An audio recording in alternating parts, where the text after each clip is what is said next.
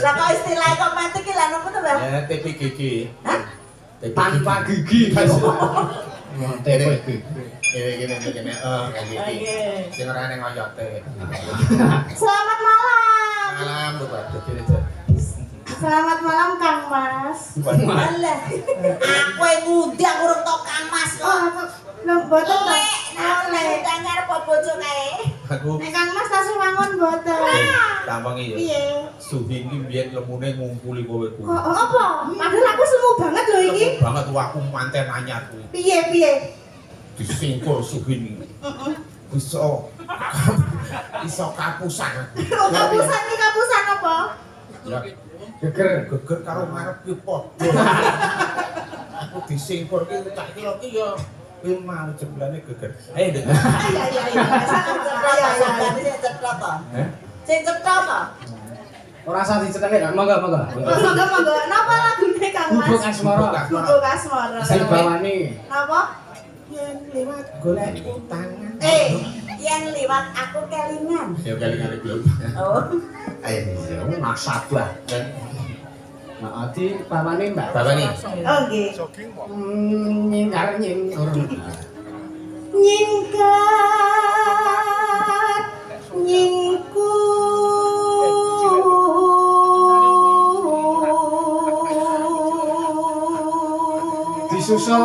Disusul Mbak Anggi ayo komen ora gur video call karo sing bender. Aduh, bola wis ngedep kok video call lho.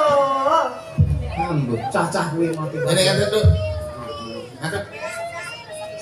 Iki gumonku ana upamane nek kejadian tenan nang angin do ambruk bareng lho. Apa? Lah bocah kaya kertas ngene njut iki ya gur kaya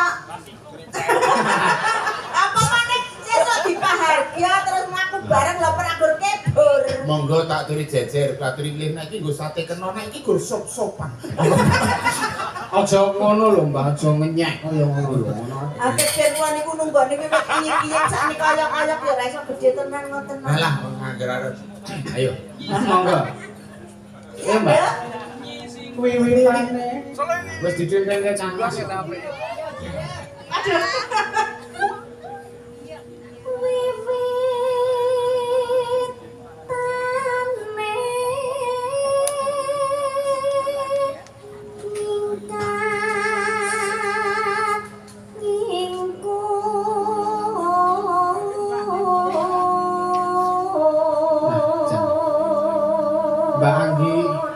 Mbak Anggi bawa didindingi sing kakung iki ya pede wae karang dheke bangga oleh penggendere Dewa 19 Dewa 19.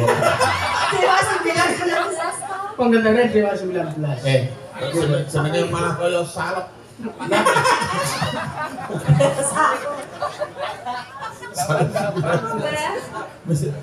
Kae puyer ya. Udu, salep udah. Kok vaksin. Tahun 99. 88 ono sing 19 dan aku tau nemu kok. Oh. Kelingsang. Ya, Mbak apa? Niki kok bodane gede to niki. Semen. Oh iya. Oh, iki nek pacaran sepanggung ngene iki njut kepiye ya? Mbok. Nek upamane sesuk nek kagungan putra niku cilik-cilik. Ora mesti nek sepanggung terus kagungan putra. Tegese iso lho sesuk. Ngene limbo karo Janaka ke turu sak kotak. Kok biyen ora kepiye? Ya wae. Ayo, aja trigis. Ayo do trigis. Lingsar yen ketmu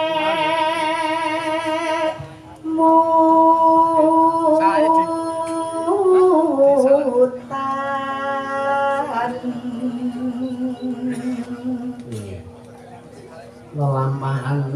Ayo Mbak Anggi. Lelampahan.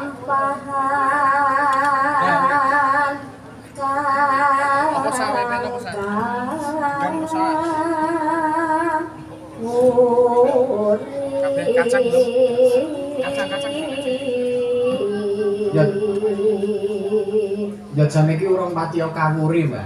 Heeh, urung. Wong lagi mau bangun. Bocah kaya kok telok suarane apik men. Ayo.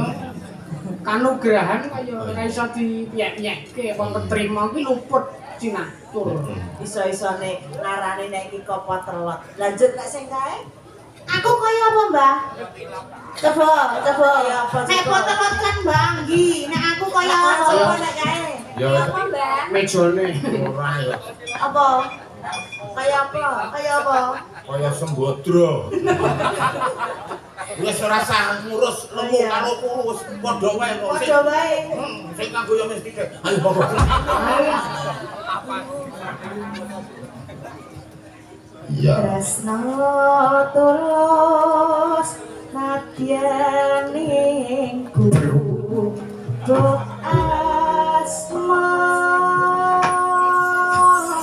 asmara tembange gubung asmara Mbah dipinangani Mbak Anggi karo Mbak Wardoyo. kok wadoyo ta ora sangeling-eling sing kuwi to kuwi lho ya lucu tenan kuwi jaman wadoyo kuwi Aku tak juken ta yo. Langsung seragen. Heeh, ya. Mas Mas.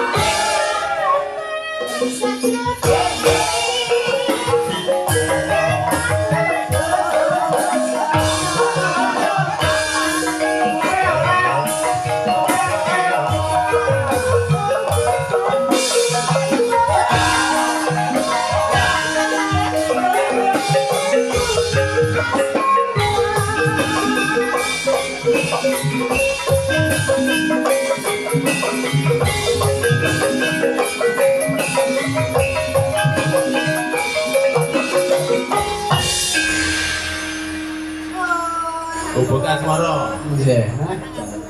Nah, wiyaga kompake kaya ngene kan biyen wiyagane Linkin Park. Ben matur nuwun gubung asmara pun diaturke nggih, Mbak. Nggih. Berdua kalian Mbak Anggi kalian Mbak Okta. Nggih. Minangkane pamitan kala wau. Heeh.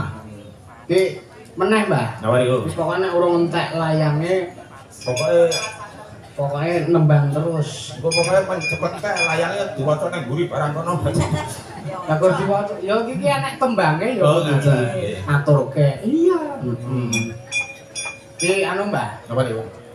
Jenengan mang ngaturi Mbak Via mang gandeng. Niki. Nggih. Buku digandeng. Dene dia kuwi ngadeg ke Cahayu, kene dipikersake karo mbok Cangik supaya sliramu ngaturke lelagon. Kene. Ayo, Mbak.